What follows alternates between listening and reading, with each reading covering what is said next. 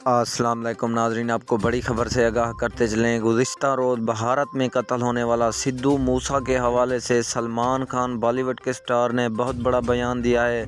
मैं आपको ये बयान सुनवाता हूँ। नाज़रीन, बेदर्दी के साथ कत्ल होने वाला सिद्धू मूसा भारत में बेदर्दी के साथ कत्ल किया गया। आज उसकी सलमान खान ने एक बहुत बड़ा बयान दिया है, मैं आपको सुनवाता हूँ। लेकिन उससे पहले हमारी आपसे एक छोटी सी गुजारिश है कि अगर अभी तक भी हमारे चैनल को सब्सक्राइब नहीं किया तो सबसे पहले हमारे चैनल को सब्सक्राइब करके वीडियो को लाइक ज़रूर कर दें। नाज़रीन, भारत में कत्ल होने वाला सिद्धू मूसा के हवाले से सलमान खान ने बहुत बड़ा बयान दिया है। सलमान खान बहुत सारे अफसरदा हैं और सलमान खान ने कहा भारत में इनके कातलों को जल्द गिरफ़्तार किया जाए। भारतीय हुकूमत से मेरी अपील है। सलमान खान का बहुत बड़ा बयान सामने आया है।